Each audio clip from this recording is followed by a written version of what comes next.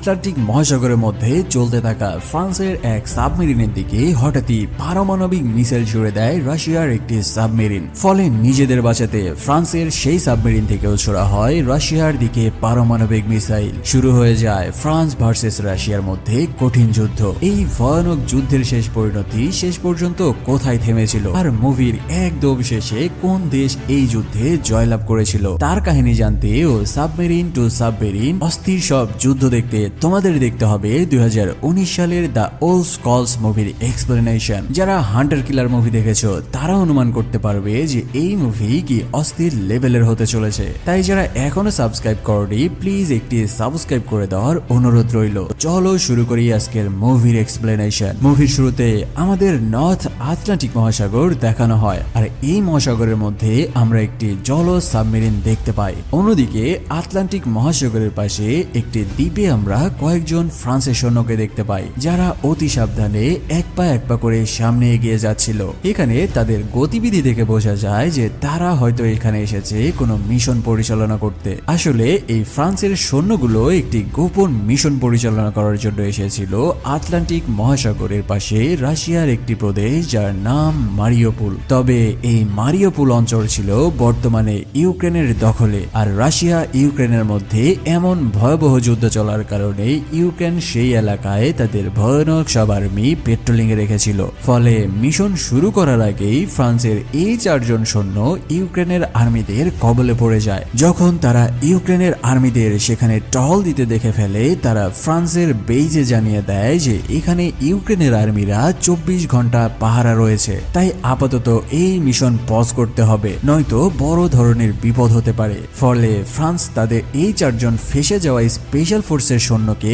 বাঁচাতে তাদের একটি টাইটান নামক সাবমেরিনকে আটলান্টিক মহাসাগরের মধ্যে নামিয়ে দেয়, যেখানে ফ্রান্সের এই সাবমেরিনকে রাশিয়ার সকল রাডার ফাঁকি দিয়ে ওই উপকূলে পৌঁছাতে হবে, আর আটকা পড়া এই 4 জন সৈন্যদের রেস্কিউ করে আনতে হবে। আর সেই 4 জন আর্মিকে জানানো হয় তারা যেন কোনো রকমে যান বাঁচিয়ে আটলান্টিক মহাসাগরের মধ্যে নেমে পড়ে। সময় মতো তাদের টাইটান সাবমেরিন তাদের রেস্কিউ করে নেবে। এই অর্ডার পেয়ে ফ্রান্সের এই 4 জন সৈন্য ইউক্রেনের সমস্ত আর্মিদের চোখ ফাঁকি দিয়ে আস্তে আস্তে আটলান্টিক মহাসাগরের দিকে এগোতে থাকে। অন্যদিকে আমরা ফ্রান্সের সেই টাইটান নামক সাবমেরিনকে দেখতে পাই যে আটলান্টিক মহাসাগরের ভেতর দিয়ে ইউক্রেনের দিকে এগিয়ে আসছিল।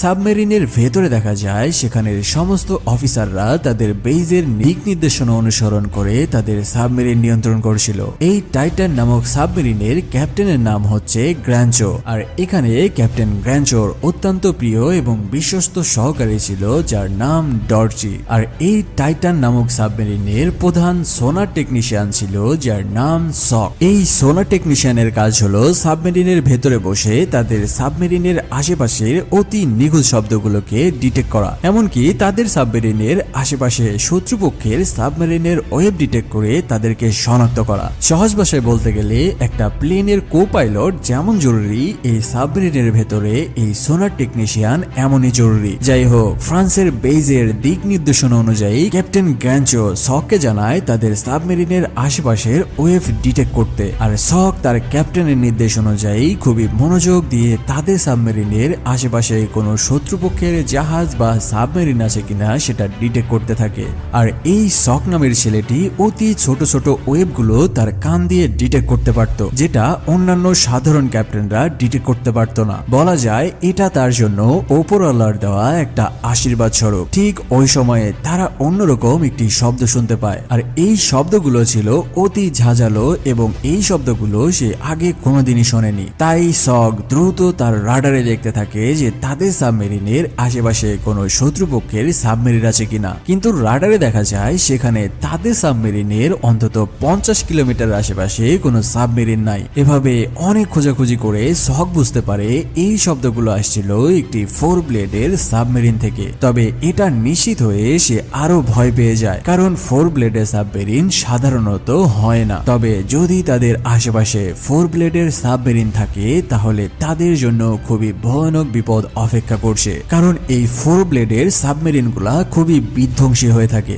অনেক খোঁজার পরেও সে তাদের আশেপাশের রাডারে কোনোই সাবমেরিন দেখতে পায় না। তাই ক্যাপ্টেন গ্র্যাঞ্চো সককে এই বিষয় নিয়ে অতি উদ্বিগ্ন হতে বারণ করে। তিনি জানায় হয়তো এই সাউন্ড এসেছে সামুদ্রিক কোনো প্রাণীর বডি থেকে। তিনি জানায়, এখানে আমরা রাডারে কোনোই সাবমেরিন দেখতে পাচ্ছি না, তাই এটা নিয়ে এত ভয় পাওয়ার কিছু নাই। তবে সকের মনের মধ্যে কেমন যেন একটা খটকা আর ভয় লাগতে থাকে, কারণ এই 4 ব্লেডের সাবমেরিন খুবই ভয়ানক হয়ে থাকে। আর এই 4 ব্লেডের সাবমেরিন শুধুমাত্র পৃথিবীর কয়েকটা শক্তিধর দেশের কাছে রয়েছে। তবে ক্যাপ্টেনের নির্দেশে সক রাডার থেকে চোখ সরিয়ে নিয়ে অন্য কাজে মনোযোগ দেয়। অন্যদিকে আমরা উপকূলে দেখতে পাই ফ্রান্সের সেই 4 জন সৈন্য আস্তে আস্তে সমুদ্রের কাছে